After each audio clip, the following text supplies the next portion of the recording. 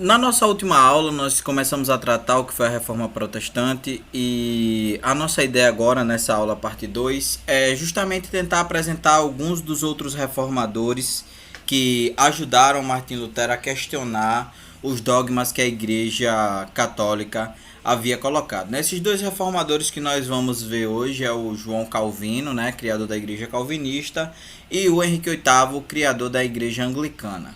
É, a ideia aqui também é pensar como foi que a Igreja Católica ela reagiu ao movimento de reforma e quais atitudes essa tomou em relação a esse movimento.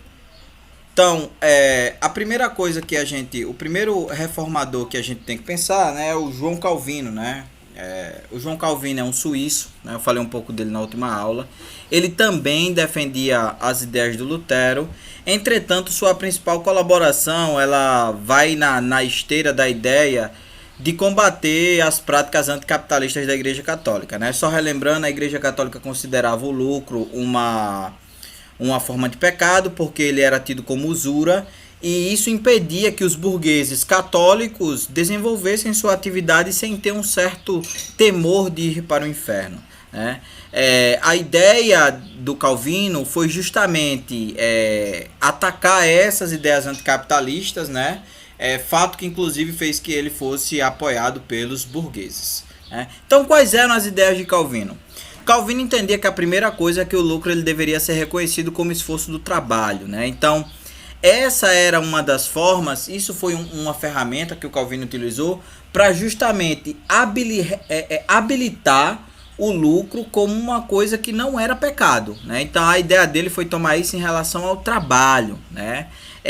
E era a partir desse trabalho, né, e da ideia de que havia uma predestinação, né, que tudo aquilo que ocorria na vida do fiel era um desígnio da vontade de Deus. Então, se aquele sujeito tinha obtido muito lucro através do seu trabalho, era porque, de certa maneira, Deus tinha permitido a esse alcançar tais riquezas. Então, essa forma foi a forma que o Calvino utilizou para habilitar o lucro como sendo um valor que não era pecado, né?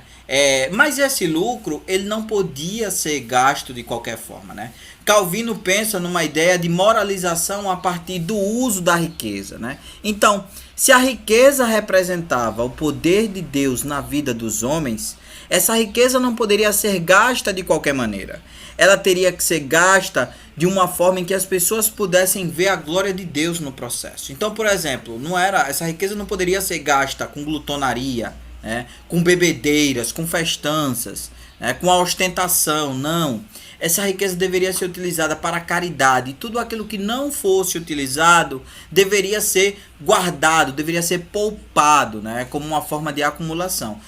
Inclusive, segundo um autor que trabalha com essa ideia do protestantismo, né, que vai justamente pensar como é que o protestantismo ele esteve na base de uma acumulação da riqueza, né? Justamente porque ele cria essa ideia de que o dinheiro não pode ser gasto de qualquer forma, né? É preciso que haja uma economia. O Calvino, né, eu já falei que a riqueza era reconhecida como uma forma de engrandecer Deus, então basicamente já falei sobre isso, né? O Calvino ele vai defender uma ideia de predestinação, ou seja, tudo que acontece na vida do homem é resultado da escolha de Deus, inclusive a salvação, né? A salvação, quem escolhe quem será salvo e quem não será salvo, né? Não depende da pessoa, mas depende simplesmente da vontade de Deus. Então, existem aquelas pessoas que estavam predestinadas a ir para o céu e aquelas pessoas que estavam predestinadas a ir para o inferno. As pessoas que estavam predestinadas a ir para o céu, basicamente a glória de Deus se manifestava no enriquecimento dessas populações, né? Enquanto os outros grupos eles iam cada vez mais pelo afastamento de Deus, eles não tinham acesso a essas riquezas, né? Claro que isso é uma ideia que acaba justificando a diferença social, né? Mas o que estava em jogo era justamente essa reabilitação do lucro que a Igreja Católica interditou por muito tempo. No que diz respeito a Henrique VIII, né, na Inglaterra, né, Henrique VIII, diferente de todos os outros, ele é um monarca. A reforma na Inglaterra ela acontece, se inicia por questões pessoais, né? O Henrique VIII era casado com Catarina de Aragão, né? Essa não tinha, não conseguia ter com eles herdeiros do sexo masculino que pudessem assumir o trono inglês. Então, o Henrique VIII conversa com o Papa e pede uma anulação do casamento que ele tinha, com a ideia justamente de casar com uma amante, a Ana Boleta, né? O Papa ele vai negar essa separação. E aí é que o rei ele vai acabar utilizando de todo o seu poder, né, juntamente ao parlamento, para separar o Estado inglês da Igreja Católica, né? Então, ele faz isso através do ato de supremacia, né? Em 1534 esse ato foi aprovado pelo parlamento e ele basicamente faz algumas coisas, né? Ele separa o Estado inglês da Igreja Católica, né? Justamente criando inclusive uma outra igreja, que é a Igreja Anglicana, né? Essa igreja vai ter o Henrique VIII, né? Ele vai se autonomear como líder dessa igreja, sendo que essa liderança ela também tem uma posição hereditária, ou seja, todos os monarcas da Inglaterra, eles são líder da Inglaterra, mas eles também são líder da Igreja Anglicana, né? E isso foi passando de geração em geração, né? Inclusive tem uma série da Netflix sobre a família real inglesa, né? The Crown. Nessa série fica bem claro como a Elizabeth II ela acaba assumindo esse papel de liderança da Igreja Católica, né? E, por fim, o ato de supremacia também vai confiscar as terras da Igreja Católica dentro do Estado, dentro do território do Estado inglês, né? O que significa, de certa forma, uma expulsão do clero, né, da Igreja Católica e também daqueles católicos mais ferrenhos, né, que passaram a estabelecer disputas com os membros da Igreja Anglicana.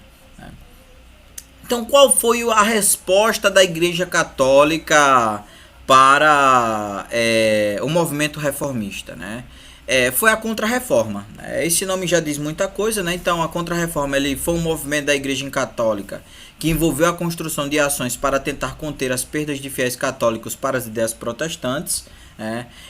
E isso foi feito especificamente através da construção de um concílio que ficou conhecido como Concílio de Trento, né? O Concílio de Trento ele durou entre 1545 e 1564, né? E ele basicamente vai defender algumas coisas que tem a ver com aquilo que os protestantes questionavam, né? Então a primeira coisa que eles defenderam foi a moralização do clero, inclusive reforçando a ideia do celibato dos padres, né? Ele manteve os 7 sacramentos combatidos pelos protestantes, né? Continuou com os cultos a Maria e aos santos, justamente porque essa era uma... então veja, esse era um questionamento da igreja protestante, dos protestantes, mas a igreja católica não muda em tudo, né? Ela muda apenas em alguns aspectos, né? Então, ela preserva a ideia de que a salvação ela vem pelas obras, ou seja, os bons católicos que desejam ir para o céu, eles precisam ter práticas que sejam condizentes com isso, principalmente através de valores como a caridade, né? E aí tem uma questão, o Concílio de Trento ele retoma o Tribunal do Santo Ofício, ou seja, ele vai retomar a Inquisição como forma de caçar os seus opositores. Então, por exemplo, alguns grupos protestantes foram processados pelo Tribunal da Inquisição, ou pelo menos católicos que se manifestavam favoráveis a essas ideias, né? Eles chegaram a ser chegaram a ser acusados pelo Tribunal do Santo Ofício e serem julgados, né? Aí, para quem não lembra, o Tribunal da Inquisição basicamente pratica a tortura como forma de fazer as pessoas reconhecerem, assim, bem entre aspas, os seus erros, bem entre aspas, né? Que no final das contas era só uma questão de discordar da Igreja Católica. O concílio também vai criar o Index, né? O Index é uma lista, né? Uma lista de livros que os católicos não deveriam ter acesso, né? Dentre elas, inclusive, as próprias Bíblias traduzidas para as línguas vernáculas, né? Ou seja, para as línguas que não eram sagradas, né? E a língua sagrada aí da época é o latim, todas as outras são não sagradas, né? E por último, a Igreja Católica vai proibir a venda de cargos eclesiásticos e indulgências. Isso foi por demais importante porque acabou de fato representando aí o que foi esse contato entre a Igreja Católica e os protestantes, né, e seus questionamentos relacionados a como a igreja se portava. E aí você tem as consequências. Quais são as grandes consequências da reforma protestante, principalmente para a gente pensar a questão dos nossos dias, né? A primeira coisa é que ela deu um pontapé inicial para a discussão a respeito da liberdade religiosa, principalmente porque passou a questionar aquela única fé que existia, que era a fé católica, dominou toda a Idade Média e vinha entrando pela Idade Moderna, né? Então ela passou a ser questionada e permitiu o surgimento de outras igrejas, né? Como é o caso que eu estou demonstrando aí, igreja luterana, calvinista e anglicana, né? Para além disso, possibilitou a tradução da Bíblia para diversas línguas vernáculas, inclusive a gente tem acesso hoje a esse material que foi traduzido nesse momento, né? E por último, você pode pensar como a tradução das Bíblias para a linguagem vernácula, ela colaborou com a formação de uma língua nacional, principalmente porque passou-se a identificar os grupos que liam ou que conheciam a mesma língua, e isso foi determinando quem pertencia a uma determinada nação. Então, basicamente, você tem aí, com essa história da língua nacional, o reforçador da construção dos estados monárquicos. Então, é hora da atividade.